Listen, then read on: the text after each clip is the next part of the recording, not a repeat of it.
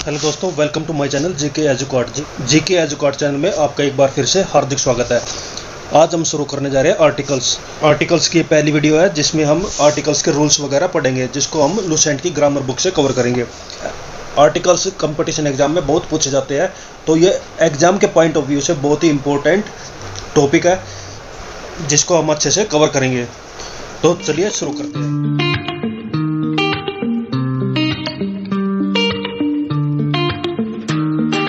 Articles क्या होते हैं? ए, एन और डी, इन तीन वर्ड को आर्टिकल्स बोला जाता है। ए, एन और डी को आर्टिकल्स बोला जाता है। सामान्यतः रूप से इनका प्रयोग जो नाउन से पहले होता है। नाउन क्या होता है? नेम ऑफ एनी प्लेस और थिंग्स इज कॉल्ड नाउन। तो किसी व्यक्ति वस्तु के नाम को नाउन बोला जाता है। उनसे पहले जो आर्टिकल्स यानी ए, एन और डी का प्रयोग किया जाता है। इनको एडजेक्टिव भी बोला जाता है। क्या बोला जाता है? एडजेक्टिव्स।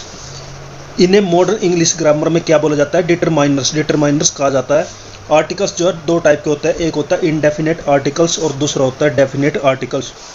इनडेफिनेट आर्टिकल्स ए और एन को बोला जाता है और डेफिनेट आर्टिकल्स डी को बोला जाता है। किसको बोला जाता है? डी को बोला जाता है। पहले देख लेते हैं इनडेफिनेट आर्टिकल्स क्या होते हैं। दोनों की डेफिनेशन हम यहाँ पर देखेंगे। पहले हम देखते हैं इनडेफिनेट आर्टिकल्स। ए और एन का प्रयोग किसी नाउन की पोजीशन को इनडेफिनेट और अनसर्टेन बनाने के लिए किया जाता है। इनडेफिनेट आर्टिकल्स में ए और एन का यूज किया जाता है जब किसी सेंटेंस में नाउन दिया होता है, उसकी पोजीशन अनसर्टेन होती है, अनिश्चित होती है, उसकी एग्जैक्ट पोजीशन के बारे में हमें पता नहीं होता, तब हम ए और एन का प्रयोग करते हैं। और जैसे एग्जाम्पल देखते हैं, ही सा एन ओल्ड मैन, तो उसने एक बूढ़े व्यक्ति को देखा। एन ओल्ड मैन एक अनसर्टेन वर्ड्स यहाँ पर दिखाता है, तो इसको बोलते हैं अनसर्टेनिटी।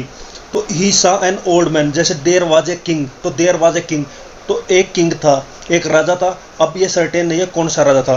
वैसे a dog was barking at night, कुत्ता जो रात में भौंक रहा था। ए डॉग, एक कुत्ता रात में भौंक रहा था। कौन कुत्ता भौंक रहा था ये कुछ पता नहीं है। तो ऊपर जो एग्जाम्पल दिए गए हैं उन सब में ओल्ड मैन, किंग, डॉग, ये सब क्या है? इन सबसे पहले जो है क्रमशः एन का, ए का और ए का प्रयोग किया गया है। कहाँ पर एन का प्रयोग करेंगे और कहाँ पर ए का प्रयोग करेंगे हम इसको आगे पढ़ेंगे, लेकिन आगे देखते हैं। इन तीनों का प्रयोग करके हम पोजीशन को अनसर्टेन बनाने के लिए करते हैं। वैसे डेफिनेट आर्टिकल्स में रहता है, डेफिनेट आर्टिकल्स में द का यूज किया जाता है और ये नाउन की पोजीशन को सर्टेन बनाता है। नाउन की पोजीशन को क्या बनाता है? सर्टेन। डेफिनेट बनाता है, निश्चित बनाता है। जैसे एग्जाम्पल समझते हैं, the house in which I live is new, जिस घर में मैं रहता हूँ वह नया है। तो जिस घर में, एक फिक्स घर यहाँ पर बताएगा, एक सर्टेन घर की यहाँ पर बात की गई है, द हाउस की। समझ गए होंगे। आगे एग्जांपल आप देख सकते हैं। This is the pen which I have bought, यह वह कलम है जो मैंने खरीदी है। The gold of Nepal is cheap, Nepal का सोना सस्ता होता है। द गोल्ड से पहले द का यूज किया गया है। ऊपर जितने भी एग्जाम्पल दिए गए हैं 1, 2, 3, उनमें हाउस, पेन, गोल्ड, इन सबसे पहले द का प्रयोग इनकी पोजीशन को सर्टेन करने के लिए, निश्चित करने के लिए, एक फिक्स्ड पोजीशन बताने के लिए यूज किया गया है। आगे दोस्तों नोट दिया गया है जिसमें हम देख लेते हैं। ए और एन का शाब्दिक अर्थ एक होता है, सब या प्रत्येक के हिसाब से कोई पर होता है। तो ये ए और एन का मीनिंग बताया गया है। जब हम ए और एन का यूज करते हैं तो ये एक वस्तु के लिए यूज किया जाता है। सिंगुलर थिंग्स, सिंगुलर प्लेस के लिए यूज किया जाता है। सिंगुलर थिंग्स के लिए, सिंगुलर ऑब्जेक्ट के लिए यूज किया जाता है कि किसका? ए और एन का प्रयोग किया जाता है। लेकिन द का कोई शाब्दिक अर्थ नहीं है। द का इस दुनिया में कोई भी मीनिंग नहीं है। ए और एन तो हम सिंगुलर वस्तु के लिए यूज करते हैं। तो वही यहाँ पर बताया गया है कि इसका फंक्शनल मीनिंग होता है। मतलब जब किसी नाउन के साथ द को जोड़ देते हैं तो उसको एक डेफिनेट बनाता है, तो ये होगा फंक्शनल मीनिंग। ए और एन एडजेक्टिव 1 का कमजोर रूप वीक फॉर्म है और द जो है एडजेक्टिव दिस और डैट का कमजोर रूप या वीक फॉर्म है। इसका मतलब है कि ए और एन जो है वन भी एक बताता है और ए और एन का भी मतलब एक ही होता है। तो 1 एक स्ट्रॉन्ग फॉर्म है लेकिन ए और एन उसकी वीक फॉर्म है, और वैसे द जो है दिस और डैट की वीक फॉर्म है। ये आपके नॉलेज के लिए है। आगे बताया गया है कि कॉन्सोनेंट स्टार्टिंग नाउंस, यानी जो नाउंस कॉन्सोनेंट से स्टार्ट होते हैं। कॉन्सोनेंट्स अल्फ़ाबेट्स में ए टू जेड में, जिनको अल्फ़ाबेट्स बोला जाता है, उसमें 5 वावल होते हैं और बाकी 21 जो है कॉन्सोनेंट्स होते हैं। 26 टोटल लेटर्स होते हैं, 5 लेटर्स वावल्स होते हैं, ए आई ओ यू, और कॉन्सोनेंट्स होते हैं 21। जब कोई नाउन कॉन्सोनेंट से स्टार्ट होता है तब द का प्रयोग करते हैं, और जब कोई नाउन वावल से स्टार्ट होता है तो उसमें जब द का प्रयोग किया जाता है उसको दी पढ़ा जाता है। लेकिन ये कुछ खास इंपॉर्टेंट नहीं है, आप याद रखिए, आप दा को दा बोल सकते हैं, दी बोल सकते हैं, जैसे आप बोलना चाहे बोल सकते हैं।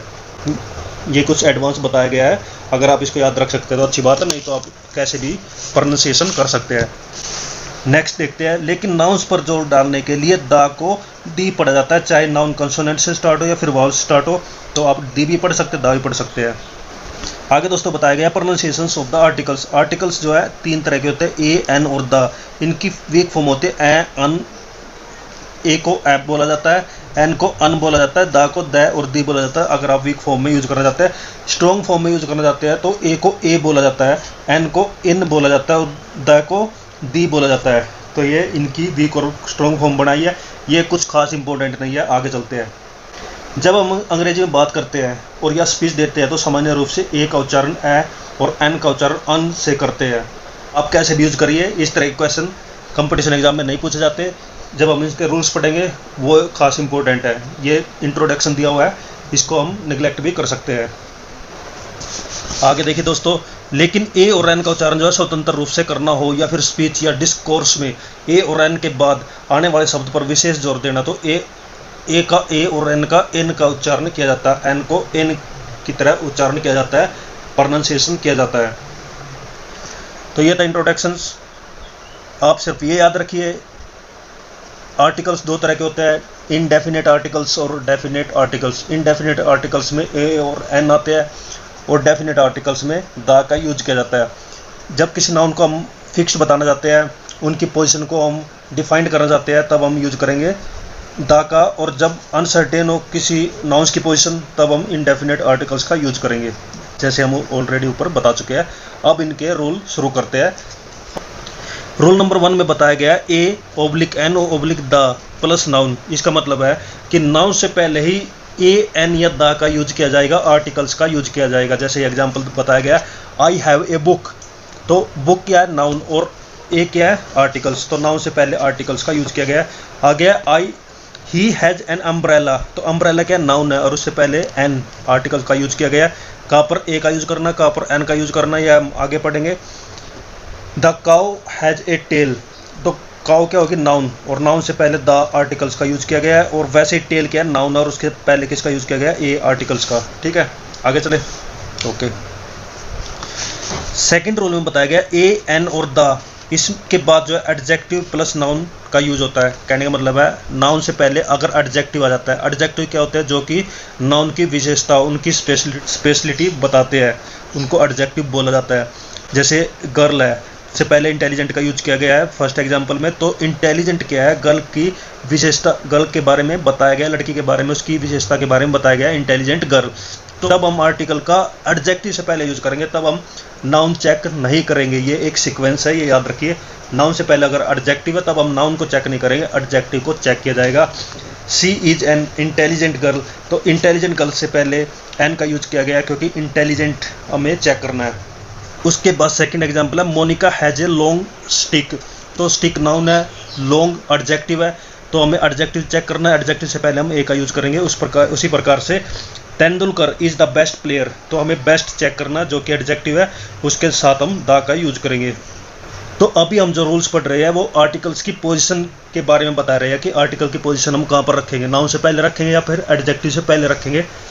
फिलहाल ये रूल चल रहा है। उसके बाद द किस वर्ड से पहले आता है, ए किस वर्ड से पहले आएगा, वो हम नेक्स्ट जब आगे बढ़ेंगे तब हम कवर करेंगे। रूल नंबर 3 में भी पोजीशन बताई गई है, जब तीनों आ जाते हैं, एडवर्ब, एडजेक्टिव और नाउन्स, तो तब हमें ना तो नाउन चेक करना है ना एडजेक्टिव, इन दोनों को इग्नोर मारेंगे, हम चेक करेंगे एडवर्ब। तो एडवर्ब के हिसाब से हम ए एन या फिर द का यूज करेंगे। जैसे एग्जांपल बताया गया, she is a very intelligent girl, तो इसमें हमें वेरी चेक करना, जो कि एडजेक्टिव है, और उसके अकॉर्डिंग ही हमें आर्टिकल्स का यूज करना है। तो उसी तरह से बाकी के एग्जाम्पल दिए गए हैं, आप देख सकते हैं। साथ ही यहाँ एक नोट दिया गया है जिसमें बताया गया है कि द वेरी का अर्थ वही होता है जिसका प्रयोग नाउन पर जोर देने के लिए किया जाता है। This is the very girl, यह वही लड़की है, तो इस तरह से हम द वेरी का यूज कर सकते हैं। रूल नंबर 4 क्या बोलता है, जब सच, व्हाट, मैनी, रादर, हाफ, उसके बाद ए और एन और उसके बाद फिर नाउन यूज किया जाता है। जैसे यहाँ एग्जांपल बताया गया सच ए गर्ल, तो इसमें सच का यूज किया गया है, उसके बाद आर्टिकल्स का और उसके बाद गर्ल क्या है, नाउन। तो ये वर्ड्स हमें याद रखने हैं, सच, व्हाट, मैनी, रादर, हाफ, उसके बाद नाउन है, उससे पहले हम आर्टिकल जोड़ते हैं। व्हाट ए फूल, व्हाट के बाद आर्टिकल, उसके बाद फिर नाउन है। Many an import, rather an idea, half an hour, half a kilo, many a book, many books.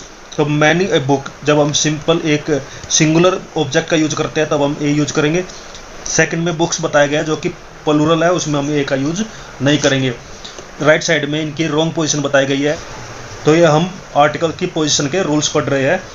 आगे नोट में बताया गया है कि फर्स्ट में बताया गया है कि मैनी के बाद जो है प्लूरल नाउन का प्रयोग होने पर, अगर प्लूरल नाउन का यूज करते हैं, जैसे मैनी बुक्स है, बुक्स का यूज किया गया है जो कि प्लूरल है, तब हम ए और एन का प्रयोग नहीं करेंगे, वही यहाँ पर बताया गया है। सेकंड में बताया गया है रादर का प्रयोग होने पर वस्तु के अर्थ में होता है, वस्तु के अर्थ में होता है, वस्तुता के अर्थ में होता है। आगे दोस्तों वही सब वर्ड्स है, सच, व्हाट, मैनी, क्विट, रादर, तो इसमें क्वाइट का भी यूज किया गया है। उसके बाद हम आर्टिकल्स का यूज करेंगे, उसके बाद एडजेक्टिव और नाउन आ सकते हैं। किस सेंटेंस में एडजेक्टिव और नाउन है और ये पांचों वर्ड्स दिए गए हैं, तो इनके बीच में हम आर्टिकल्स का यूज करेंगे, आर्टिकल्स की पोजीशन हम रखेंगे। जैसे सच ए ब्यूटीफुल गर्ल, तो ब्यूटीफुल गर्ल क्या है, एडजेक्टिव और नाउन है, और सच क्या है, ये 5 वर्ड्स है जो हम पढ़ रहे हैं, उसके बीच में हम ए का यूज करेंगे। सच ब्यूटीफुल ए गर्ल, यानी ब्यूटीफुल और गर्ल के बीच में ए का यूज नहीं करेंगे। उसी प्रकार से आगे के एग्जाम्पल आप देख सकते हैं। लेकिन यहाँ पर बताया गया कि a rather plus adjective plus noun का प्रयोग होता है, ए रादर इंटरेस्टिंग बुक्स, तो रादर से पहले हम ए का यूज कर सकते हैं। यह एक विडंबना बताई गई है, यहाँ पे एक अलग तरह एक डिफरेंट रूल बताया गया है। रूल नंबर 6 देखते हैं, ऑल, ऑल, बोथ या फिर डबल, इनके बाद जो है हमेशा दा का यूज किया जाता है और उसके बाद नाउन लगता है, यानी नाउन, और यदि नाउन से पहले ऑल, बोथ और डबल आ जाता है तब हम इन दोनों के बीच में दा का यूज करेंगे। जैसे एग्जांपल है all the girls, both the boys, double the amount, तो ऑल, बोथ और डबल हमें याद रखना है, इसके बाद हमेशा दा का यूज किया जाएगा। आगे नोट में बताया गया है ऑल द प्लूरल नाउन से क्लास का बोध नहीं होता, इससे पार्टिकुलर या निश्चित व्यक्ति या वस्तु का बोध होता है, जैसे ऑल द बॉयज। लेकिन ऑल प्लस प्लूरल नाउन से क्लास का बोध होता है, जैसे ऑल बॉयज।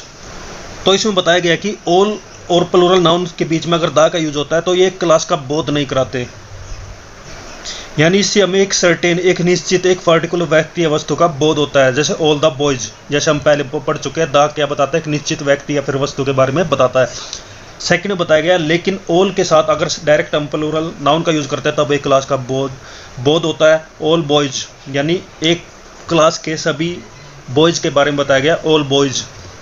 आगे बताया गया बोथ और प्लूरल नाउन के स्ट्रक्चर में दी का प्रयोग नहीं भी किया जा सकता, जैसे बोथ बॉयज, दा का यूज सकते हैं या फिर नहीं भी कर सकते हैं, बोथ द बॉयज भी लिख सकते हैं या फिर बोथ बॉयज भी लिख सकते हैं। इसका कहने का मतलब ये है। रोल नंबर 7 पढ़ लेते हैं, जिसमें बताया गया कि all, both, double, exactly, just, इसके बाद जो है दा का यूज किया जाता है, उसके बाद फिर एडजेक्टिव नाउन का यूज किया जाएगा। तो याद रखना ऑल, बोथ, डबल, ऑल और बोथ के बाद तो दा का यूज किया जाता है, इसके साथ डबल, एग्जैक्टली और जस्ट भी जोड़ा गया है रोल नंबर 7 में। रोल नंबर 6 में ऑल, बोथ और डबल का यूज किया गया था, लेकिन इसमें ऑल, बोथ, डबल, उसके बाद एग्जैक्टली और जस्ट वर्ड्स भी जोड़े गए हैं। उसके बाद दा का यूज करेंगे, उसके बाद एडजेक्टिव या फिर नाउन आ जाता है, उससे पहले हम दा का यूज करेंगे। तो याद रखना, फिर से रिपीट कर दे रहा हूँ, एडवर्ब, एडजेक्टिव, नाउन, ये सीक्वेंस रहता है। अगर सिर्फ नाउन है तो उसको चेक करेंगे हम, एडजेक्टिव अगर नाउन के साथ जुड़ा है तब हम एडजेक्टिव को चेक करेंगे, अगर एडवर्ब भी सबके साथ जुड़ा है तब हम एडवर्ब को चेक करेंगे, एडजेक्टिव और नाउन को इग्नोर करेंगे। ये रूल आप याद रखिए। वैसे ही आप अगर सेंटेंस को पढ़ते हैं तब भी आपके समझ में आ जाएगा। एग्जाम्पल देखते हैं, ऑल द फेमस सिंगर्स, तो फेमस सिंगर्स क्या है, एडजेक्टिव नाउन है, उससे पहले दा का यूज किया गया है, लेकिन उससे पहले हमें क्या चेक करना, ऑल, तो all, both, double, exactly, just, ये सब हमें चेक करना है। इसके बाद हमें दा का यूज करना है, ए और एन का यूज नहीं करेंगे। लेकिन नोट में यहाँ बताया गया है जस्ट प्लस ए एन और एडजेक्टिव नाउन का प्रयोग होता है, यानी जस्ट अगर हम यूज करते हैं उसके बाद एडजेक्टिव और नाउन जुड़ा होता है तो उन दोनों के बीच में हम ए और एन का यूज कर सकते हैं। लेकिन बाकी के 4 में लागू नहीं होगा। ए और एन का एग्जाम्पल है जस्ट एन ऑर्डिनरी गर्ल, तो एन का यूज यहाँ पर जस्ट के बाद किया गया है। जस्ट ए ब्यूटीफुल वुमन, तो जस्ट के बाद जो है ए का यूज किया गया है।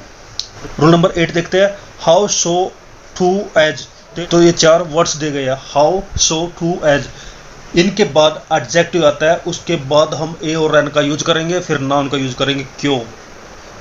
एडजेक्टिव से पहले हम आर्टिकल्स का यूज करते हैं, लेकिन हम यहाँ एडजेक्टिव के बाद आर्टिकल्स का यूज क्यों करेंगे? क्योंकि अगर किसी सेंटेंस से, अगर कोई sentence how so to as से स्टार्ट होता है तो वह इंपेरेटिव सेंटेंस हो सकता है, एक्सक्लेमेटरी सेंटेंस हो सकता है। जैसे यहाँ पर बताया गया फर्स्ट एग्जाम्पल में, how beautiful a girl is she, beautiful adjective जो है हाउ के साथ जुड़ा है, तो तब हम जो है आर्टिकल, एडजेक्टिव के बाद जो है आर्टिकल का यूज करेंगे जिसमें ए का यूज किया गया। How a beautiful girl is she, यानी हाउ ए ब्यूटीफुल गर्ल, ये हो जाएगा गलत, ब्यूटीफुल के बाद हम ए का यूज करेंगे।